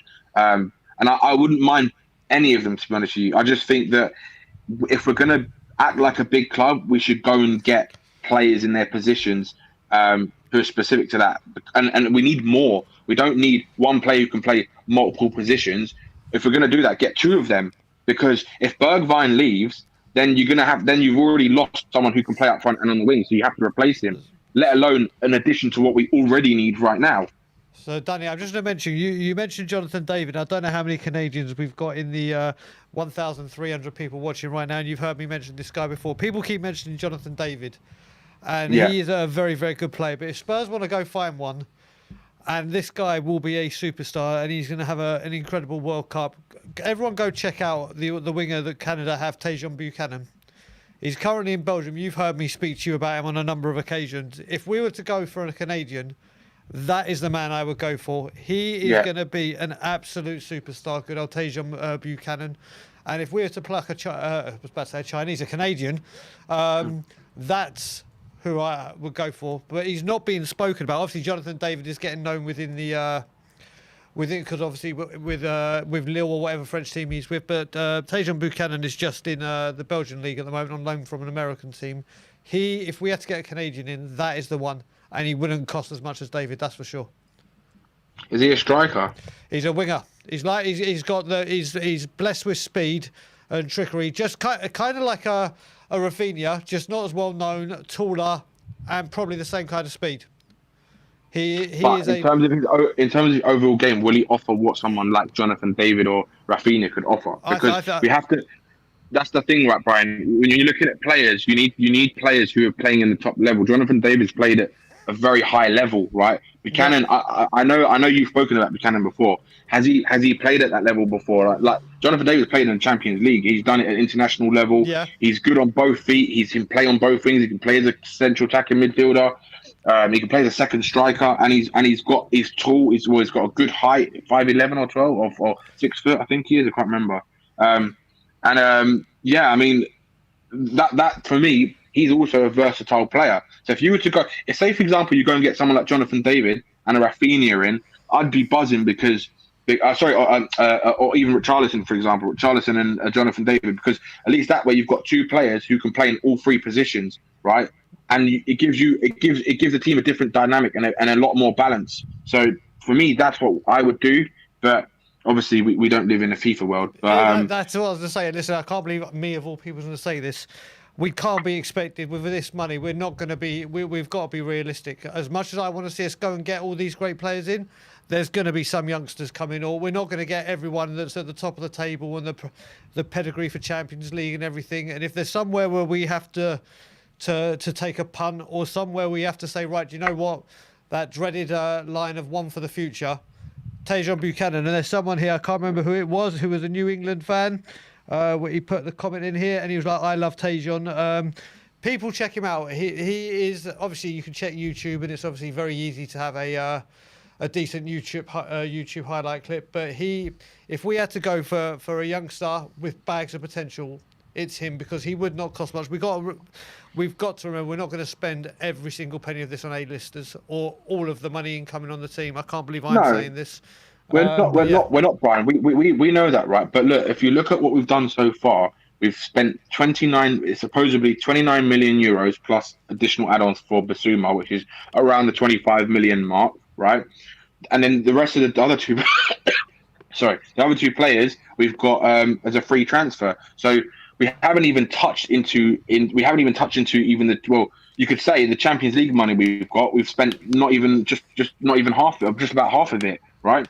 Just for example. So let alone the money that they're supposedly going to spend on a left centre back, if it looks like they want to bring Jed Spence in, and whoever else they want to bring in. I honestly believe that we're going to see another. Well, we've signed 3 players now. I think we'll see another 4 or 5 players come into Spurs, I think, and that's with outgoings as well. Like, say, your Harry Winks and your Dembele going out, or your Dembele and Lo Celso going back out, and maybe another central defender, I think, will go out. And obviously, I think Bergwijn as well.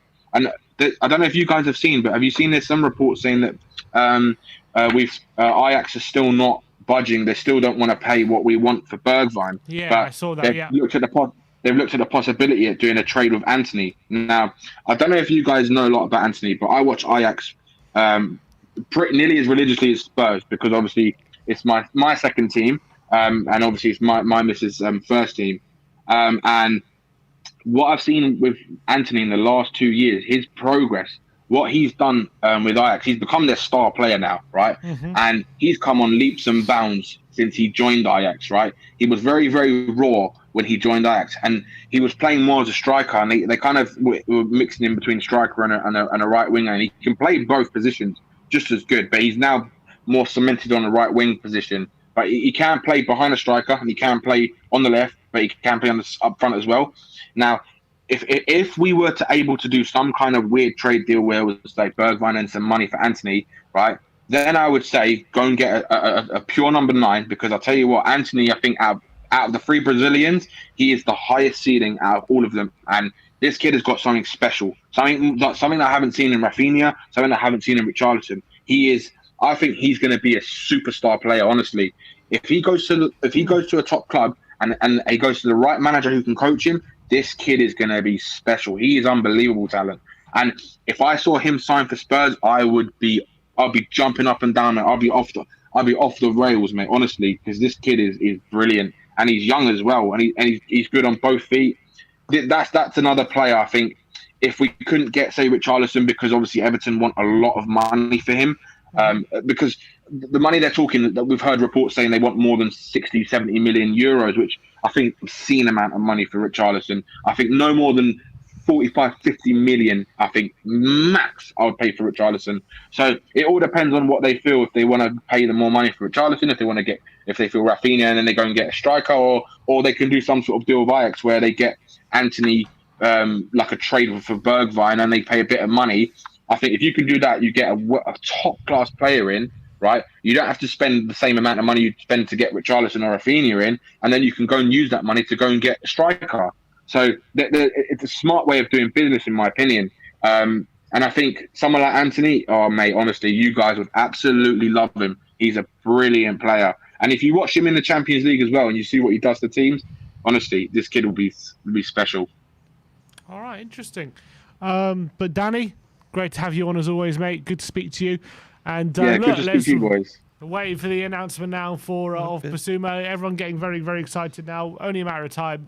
But look, the summer window is definitely up and running. So good time to be supporting Spurs right now. But Danny, lovely to see you as always, Danny, mate. We'll speak soon. Just check the Tottenham on Tour WhatsApp group. I need you to respond to something. All right, cool. And boys, I'll speak to you later. And come on, you Spurs. Come on, Bissouma. In Conte we trust. Damn right. Come on, boys. Come on.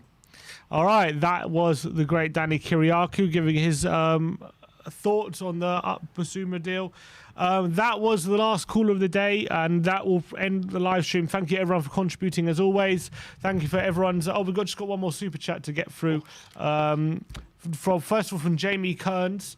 He says, Ivan Toney is out there. Let's go for him. Oh, I quite like Ivan Toney, to be honest. I love Ivan Toney. I love it. It's just a case of how much would he cost. Brentford have got a bit of money aside. It would have to take a big offer. Who would... it'd probably be rivaling Richarlison in order, or just a little bit less than Richarlison, I'd reckon. But it would be a big fee. Probably a bit less, but yeah, it would be a big fee because he's a big, very important player for Brentford, isn't he?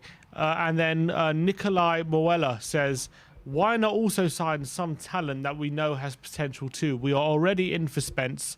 For example, we could sign Jonas Wind, who is very similar to Kane and is playing for Denmark.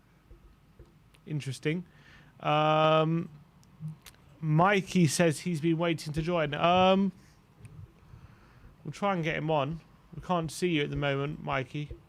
You're waiting to join. We'll try and get you back on in the back end then. Yeah, I'll just answer DJ Rampant's question, who's asked, am I still Levy out? Yes, I am. Just so people know, I am still Levy out. But like I said, all I've wanted is for him to invest or to sell the club. He is investing, but it's going to take me not just one season. Not one season. He's going to need to repeat this over and over again. Right now, he is making positive moves, and I'll be the first to admit it. We are moving in the right direction, which is something we've all wanted.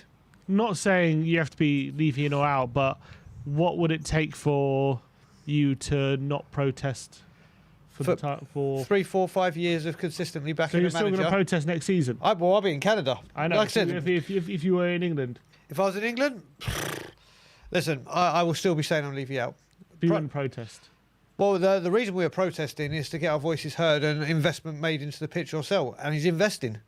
He is investing. So he's investing. So he is doing that.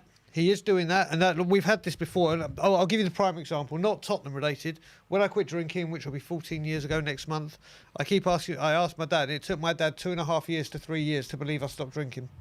Because of, obviously, you could go back to the old ways and everything. And it's kind of similar with this. I want to see him constantly do it, not just one flash in the pan summer. And then in January, if let's say we don't have a Tevez and Cahill and get a Nelson and Zaha, but we get the players that will help us get.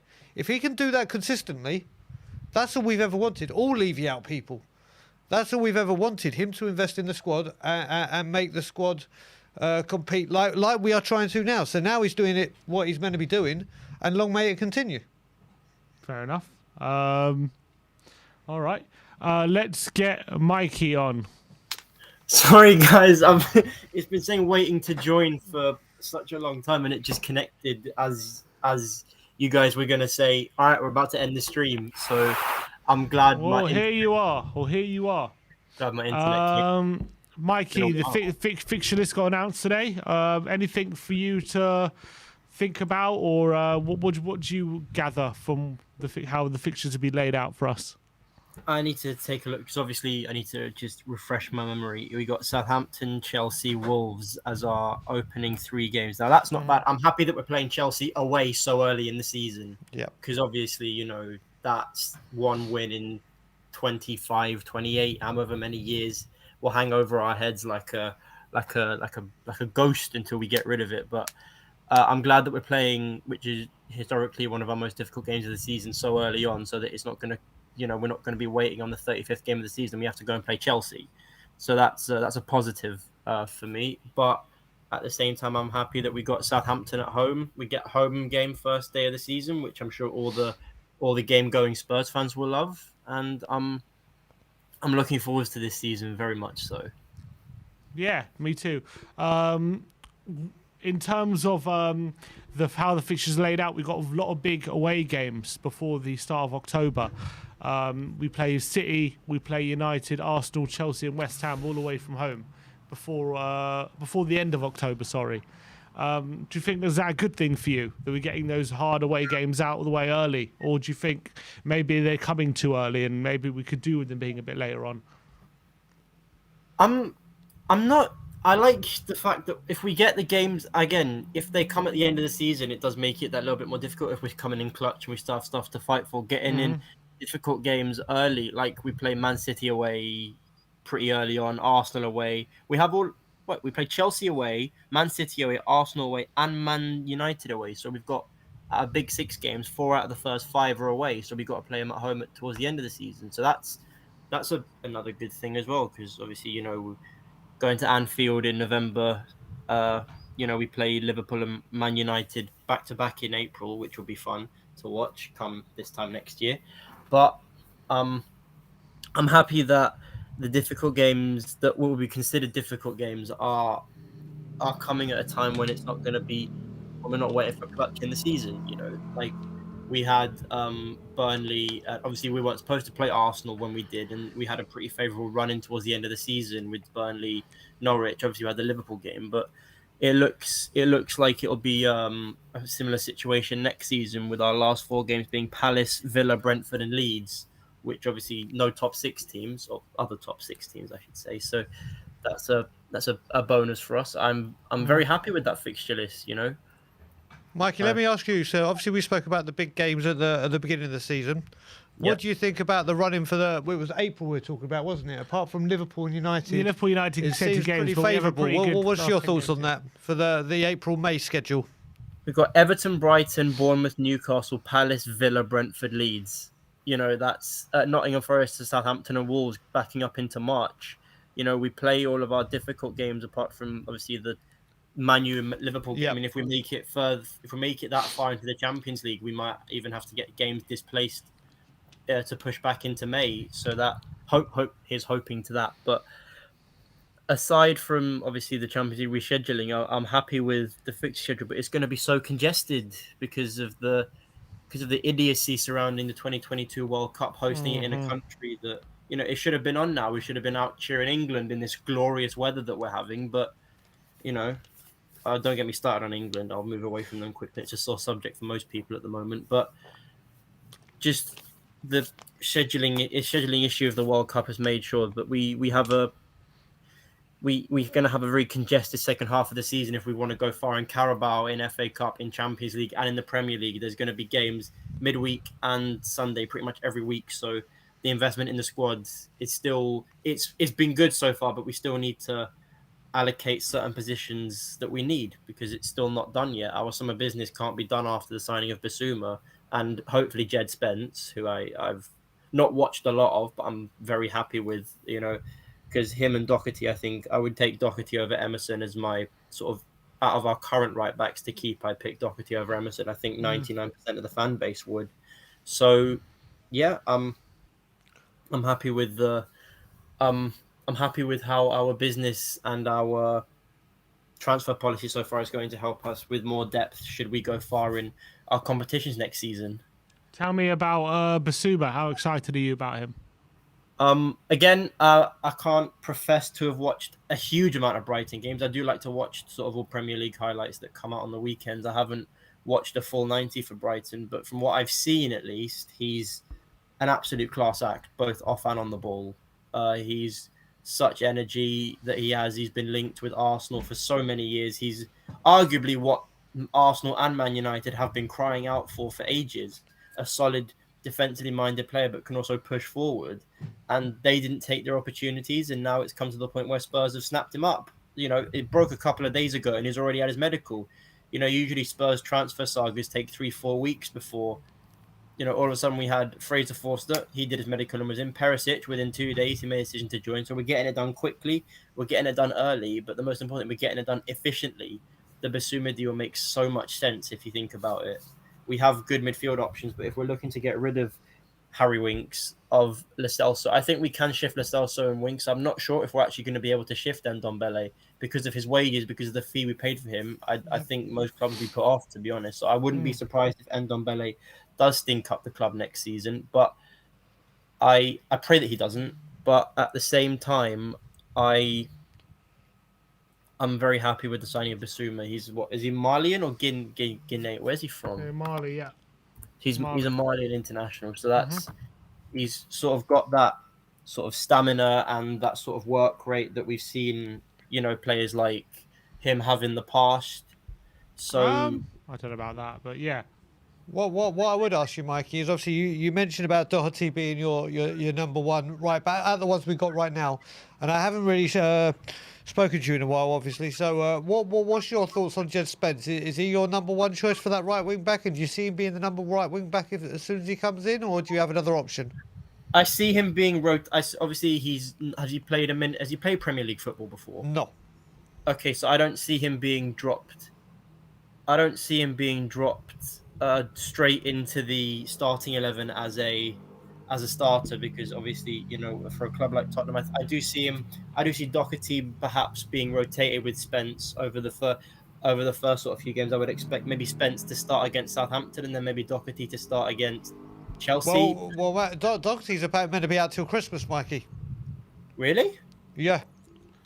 Wow. Oh, wow. I didn't Really? know That long? Yeah, that's what Matt Hayes was saying yesterday. That literally, it's Could going be to a be. long. I heard it's a long time. I don't know if it'll be Christmas. He certainly, well, put it this way, he certainly won't be joining pre-season training versus he'll have to go through all his rehabilitation, everything like that. Yeah. And like what Matt Hayes, I can't. Where I stand with this is, I can't.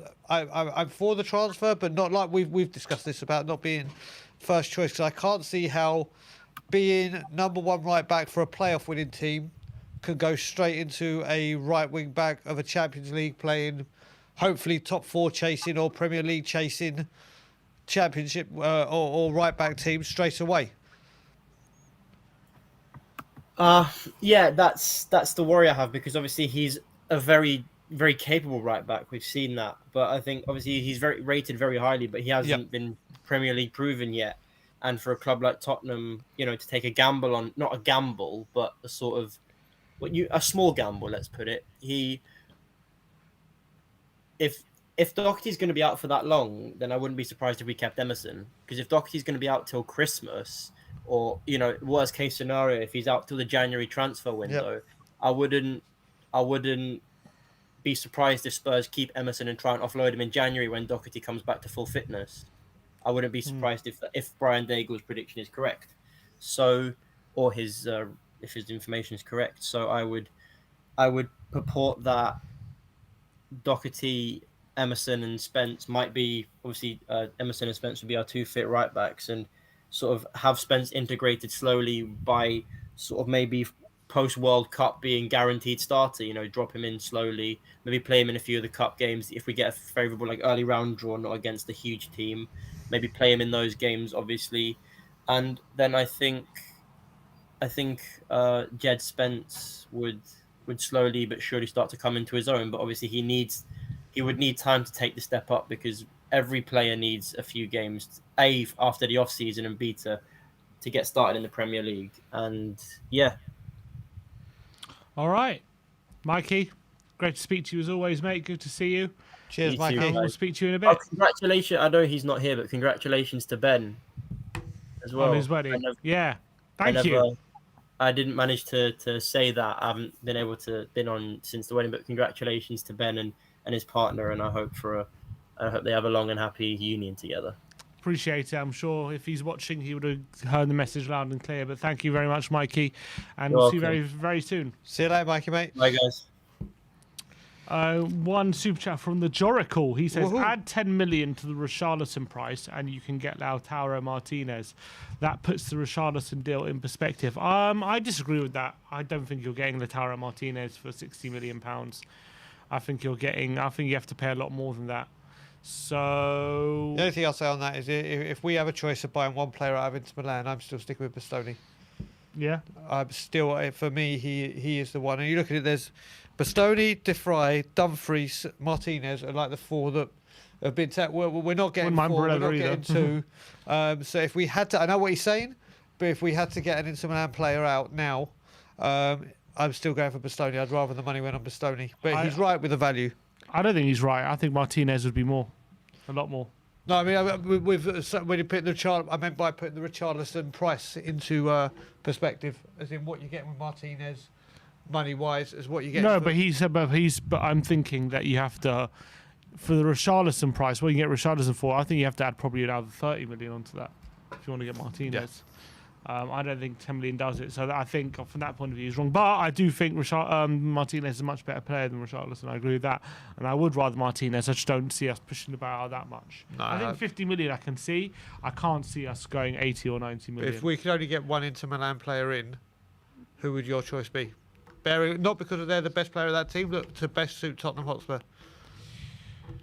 To best suit Tottenham will be Bastoni, but it'll be difficult to say no to Martinez. Yeah, Because I think he has potential to be an absolute star. But look, that's all we have time for today for the live stream. Any other news, we will be bringing it to you as it happens with the other videos. But thank you, everyone, for joining us today. Brian, as always, thank you for joining us in the studio. Always Go a check pleasure. out Tottenham on Tour. Subscribe to his channel. Come on, show the love for Brian. But like, subscribe, and comment. And as always, Come on, you Spurs. Spurs.